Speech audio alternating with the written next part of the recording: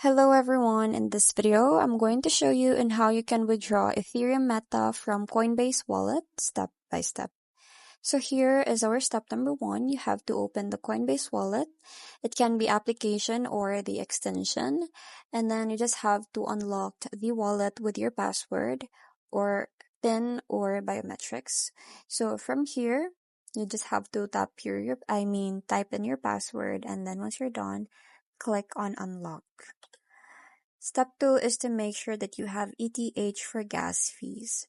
So Ethereum Meta or the ETHM is an ERC20 token. So you will need Ethereum or ETH just like this in your wallet to pay the network or the gas fees for the transaction that we're gonna do.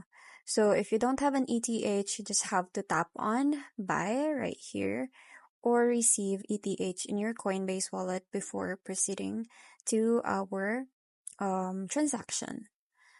Next is find the Ethereum Meta or the ETHM in your asset, and then you just have to, if it doesn't appear, you have to tap on add token, then choose on custom token. So from here, then you just have to paste the ETHM contract address in here. So this is the contract address, but you have to verify this from the official sources. I'm not really sure. So after that, just set the correct decimal, and it's usually 18. So this is where you're gonna put the decimal.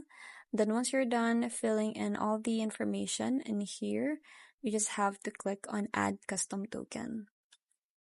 Now, once you're done with that, tap on send next to the Ethereum Meta. So once you click on this one, since this is the Ethereum Meta, so this is the ETHM, you will see a send button. So you just have to click on that.